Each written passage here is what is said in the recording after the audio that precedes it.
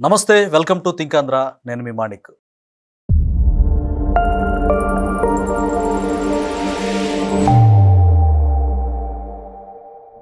మనతో పాటు ఉన్నారు ప్రముఖ రాజకీయ సామాజిక విశ్లేషకులు అప్సన్ రాజేష్ గారు.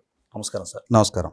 దాసరి రాము కాపు నాయకుడిగా చెప్పుకునే ఆయన ముఖ్యంగా కమ్మ సామాజిక వర్గాన్ని టార్గెట్ చేస్తూ కూటమి ప్రభుత్వం మీద విషం చిమ్మడంతో పాటుగా ఫాల్స్ ఎలిగేషన్స్ చేశారు sir. For example, AB Venkateswararao గారికి ఒక శాఖకి చైర్మన్ పదవి ఇచ్చి ఆయనకి నెలకి 4 లక్షల రూపాయలు లబ్ధి చేకూరుస్తున్నారు.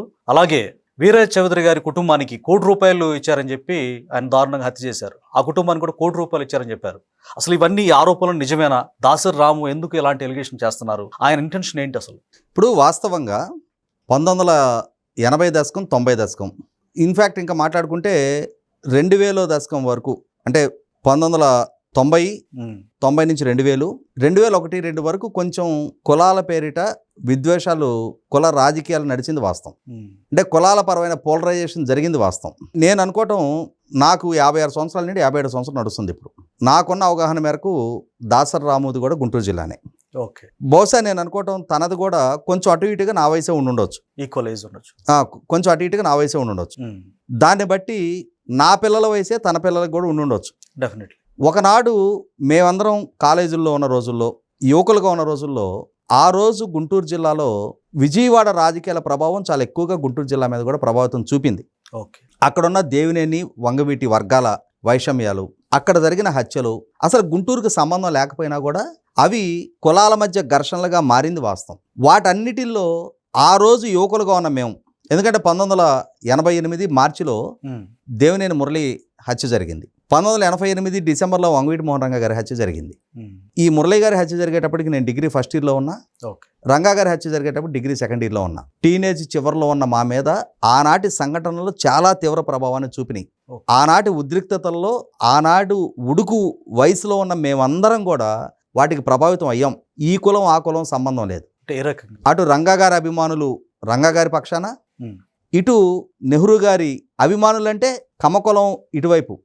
కమ్మకులంలో పుట్టిన మాకు ఏ సంబంధ బాంధవ్యాలు, ఏ వైరుధ్యాలు లేకపోయినా రంగా గారి సామాజిక వర్గాన్ని మొత్తాన్ని మేము శత్రువులుగా చూసేవాళ్ళం. మాతోటి ఏ వైరుధ్యాలు లేకపోయినా మమ్మల్ని అందరిని వాళ్ళు శత్రువులుగా చూసేవాళ్ళం. ఆ ఉద్రిక్తతల మధ్యే మా కాలేజీ చదువులు, ఒక జనరేషన్ వాటిలో ఇన్వాల్వ్ అయిపోయాం, నాశనం అయిపోయాం. కులం అంటే ఈ కుల ఘర్షణలు, కేసులు పాలయ్యి, చాలామంది ఘర్షణల్లో పాల్గొని కెరీర్లు స్పాయిల్ అయ్యి, హత్యలు గావించబడి, హత్యలు కూడా ఒక జనరేషన్ మొత్తం స్పాయిల్ అయిపోయింది. ఆనాటికి ఈనాటికి తేడా ఏంటి అంటే, నేను ఇందాక చెప్పినట్టుగా, మరి ఆనాడు అంత ఉద్రిక్తతలో ఇన్వాల్వ్ అయినా నేనైనా రాము అయినా, రాము పిల్లలు నా పిల్లలు వాటిలో ఇన్వాల్వ్ అవ్వాలని వాళ్ళు కోరుకుంటామా? కోరుకోం. సవాలే లేదు. మనం ఫేస్ చేసిన సిచ్యుయేషన్స్ మనతోటే ముగవాలి.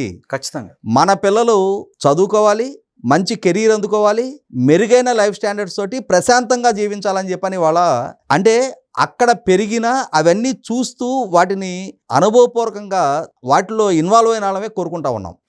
ఇది నేను రాము కాదు, ఏ తండ్రి అయినా. అక్కడ చాలా మంది కుటుంబాలు నాకు తెలుసు గుంటూరు టౌన్లో ఈ ఘర్షణలో ఇన్వాల్వ్ అయ్యి, ఆ రోజుల్లో రౌడీ షీటర్లుగా నమోదయ్యి ఉండి హత్యలు గావించబడి, ఆ రోజు నగర బహిష్కరణలకు గురైన చాలా మంది గురించి నాకు తెలుసు.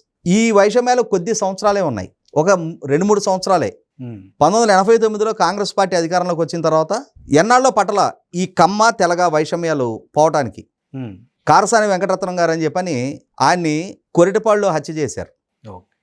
ఏ పర్యవసానం అంటే కారసాని వెంకటరత్నం గారు గుంటూరు రూరల్ మండల అధ్యక్షుడిగా ఉండేవాడు, ఉపాధ్యక్షుడిగా ఉండేవాళ్ళు, పలకలూరు సర్పంచ్గా ఉండేవారు. ఆయన తెలగ సామాజిక వర్గంలో చాలా పరపతి కలిగిన నాయకుడు ఆ రోజుల్లో. ఆయన్ని కొరిటపాడులో రెడ్లు హత్య చేశారు. అప్పటి నుంచి ఈ కమ్మ తెలగ వైషమ్యాలు తగ్గిపోయినాయి. కాంగ్రెస్ గవర్నమెంట్ వచ్చింది, కాంగ్రెస్ ప్రభుత్వ అండదండలతోటి రెడ్లు మమ్మల్ని టార్గెట్ చేశారు అని రియలైజ్ అయ్యారు. అక్కడి నుంచి క్రమక్రమంగా ఈ ఉద్రిక్తతలు సద్దుమణిగినాయి. ఇవాళ దశాబ్దాలు గడిచిపోయినాయి. ఇవాళ ఏ కులమైనా సరే, నేను చెప్తున్నా, మా నేటివ్ విలేజ్కి చుండూరు మండలం వేటపాలెం మాది. మా విలేజ్కి ఎగ్జాక్ట్గా పడమటగా చేబ్రోలులో ఒక మేజర్ పంచాయతీ ఉంటుంది. కొన్ని వందల తెలగ రైతు కుటుంబాలు ఉన్నాయి అక్కడ. నాకు తెలిసి ఒక్క కుటుంబం కూడా ఈ కుల ఘర్షణల్లో వాళ్ళు ఇన్వాల్వ్ అవ్వాలని వాళ్ళు కోరుకోరు, వాళ్ళ పిల్లలు ఈ ఘర్షణల వైపు రావాలనే ఆలోచన కూడా ఉండదు. మాకు నైరుతిగా మంచాల గ్రామం ఉంటుంది, దానికి కొంచెం పక్కగా ఎల్లలూరు గ్రామం ఉంటుంది. ఇవంతా కూడా తెలగ సామాజిక వర్గం చాలా డామినెన్స్ ఉన్న గ్రామాలు. మాకు ఆగ్నేయంగా చుండూరు గ్రామం ఉంటుంది. చుండూరు మున్నంగవరిపాలెంలో నాకు తెలిసి సుమారుగా 1200 ఓట్లు తెలగ సామాజిక వర్గీయులు ఉన్నారు. పక్కనే మోదుకూరు ఉంది, ఆలపాడు, మండూరు, మా మండలంలో గ్రామాలు చెప్తున్నా నేను. ఏ ఒక్క గ్రామంలో ఏ ఒక్క కుటుంబం ఇవాళ ఈ వివాదాల్లో ఇన్వాల్వ్ అవ్వాలన్న ఆలోచన లేదు, ఆ కోరికలు కూడా లేవు.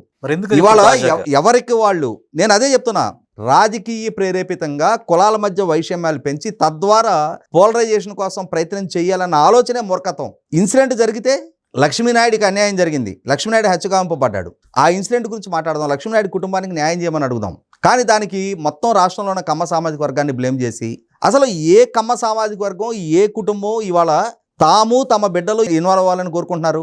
నేను అదే చెప్తున్నా, కమ్మ సామాజిక వర్గం కాదు, కాపు, తెలగ, బలిజ ఏ కుటుంబం అయినా సరే ఇవాళ వాళ్ళు కాదు, కుల వృత్తులు చేసుకుంటున్న బలహీన వర్గాలు, దళితులు. మా గ్రామానికి వస్తే నేను చూపిస్తా, పోటీపడి పిల్లల్ని చదివించుకుంటున్నారు.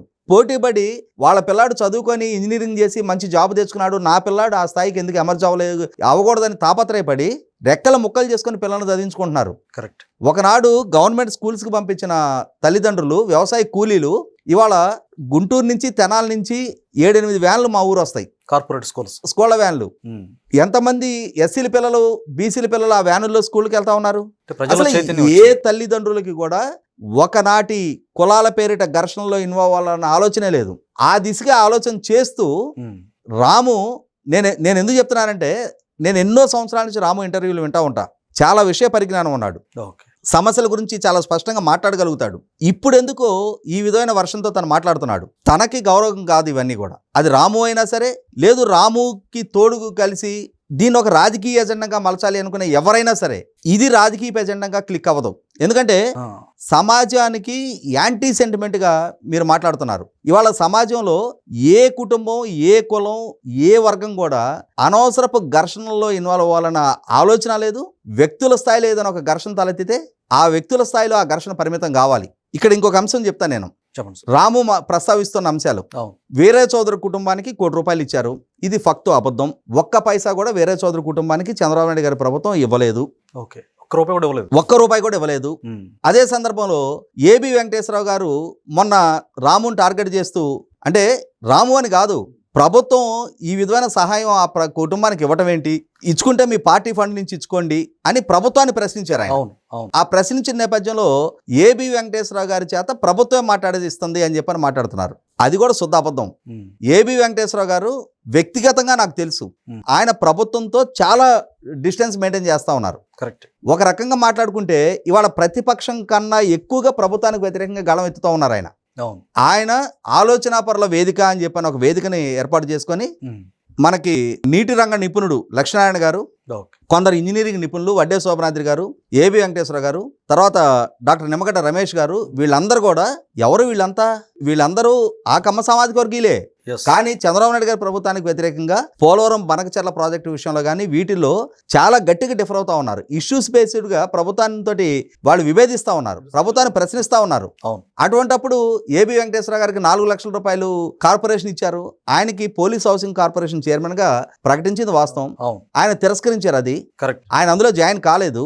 అదే సందర్భంలో Anantha Babu issue, YCP MLC Anantha Babu అనే మాట్లాడారు తప్ప అసలు అనంతబాబు కులం ఎవరూ ప్రస్తావించలా. అవును, అసలు అనంతబాబుని కులం పేరిట ఎవరు సంబోధించలా. కరెక్ట్. ఇవాళ రాము అతని కులాన్ని వెలుగులోకి తీసుకొచ్చి ఒక కాపు ఒక ఎస్సీని చంపాడు అని చెప్పని, అది అనవసరపు అప్రతిష్ట ఆ కులానికి రాము ఆపాదించుకుంటున్నాడు. సార్, ఆయన సొంత ఇంటెన్షన్ ఏదైనా అదృశ్య శక్తి అతను నడిపిస్తుందా, ప్రేరేపిస్తుంది? ఏ అదృశ్య శక్తి నడిపించినా ఇవాళ ప్రజల అభిష్టానికి భిన్నంగా జగన్మోహన్ రెడ్డి విధ్వంసకర పరిపాలనకి వ్యతిరేకంగా గళం వినిపించిన వాళ్ళలో రాము కూడా ఒకడు. అలా ప్రజలందరూ కోరుకొని తెచ్చుకున్న ప్రభుత్వం వాళ్ళు పరిపాలన సజావుగా సాగకుండా ఈ విధంగా హడ్డిల్స్ క్రియేట్ చేయాలి అని చెప్పని పొలిటికల్లీ మోటివేటెడ్ ఎజెండాతో అయినా సరే ఎవరు ఆ విధంగా ప్రయత్నం చేసినా ఇది రైట్ టైం కాదు. ఇవాళ ప్రజలు వీటిని పరిగణలోకి తీసుకోవడానికి సిద్ధంగా లేరు. ప్రజల ఆలోచనలు, ఆకాంక్షలు మేము భద్రత కలిగిన సమాజంలో నివసించాలి అనుకుంటున్నారు, మెరుగైన సివిక్ కమ్యూనిటీస్తో నివసించాలి అనుకుంటున్నారు, Yes. మాకు మా బిడ్డలకి మెరుగైన భవిష్యత్తును అందించే పాలన కావాలి అనుకుంటున్నారు.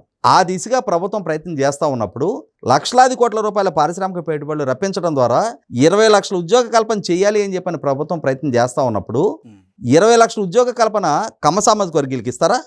అసలు 20 లక్షల మంది కమ్మ సామాజిక వర్గీయులు ఉన్నారా? రాష్ట్ర యువతకి 20 లక్షల ఉద్యోగ కల్పన చేయాలనుకుంటున్నారు. నేను అనుకోవటం ఆ 20 లక్షల్లో వాటిని కమ్మ సామాజిక వర్గీయులు అందిపుచ్చుకునేవి ఒక 40-50 వేలు కూడా ఉండవేమో. 40-50 వేలు ఉంటే కూడా చాలా ఎక్కువ. ఎందుకంటే నాకు తెలిసి వాళ్ళ గ్రామీణ ప్రాంతాల్లో యువత ఎంతమంది ఉన్నారు అనేది. ప్రభుత్వాల మీద ఆధారపడి, ప్రభుత్వాలు కల్పించే ఉపాధి అవకాశాల మీద ఆధారపడి వాళ్ళ కమ్మ సామాజిక వర్గం లేదు. వాళ్ళ ఆ యువత ఎవరికి వాళ్ళు ప్రత్యామ్నాయ ఉపాధి అవకాశాలు వెతుక్కుంటా వాళ్ళ వలసపాటు ఎప్పుడో పట్టేస్తూ ఉన్నారు. అటువంటిప్పుడు వాళ్ళ రాష్ట్ర హితం కోరి, రాష్ట్ర ప్రజల హితం కోరి, రాష్ట్ర భవిష్యత్తు కోసం ప్రభుత్వం ప్రయత్నం చేస్తూ ఉన్నప్పుడు ఈ విధమైన విద్వేషకర ప్రయత్నాల ద్వారా, విద్వేషాలు పెంచే ప్రయత్నాల ద్వారా వీళ్ళు పలచనవుతున్నారు తప్ప ప్రజలైతే వీళ్ళని పరిగణలోకి తీసుకోవడానికి కానీ ఈ ఆలోచనలు చెవికెక్కించుకోవడానికి కూడా సిద్ధంగా లేరు.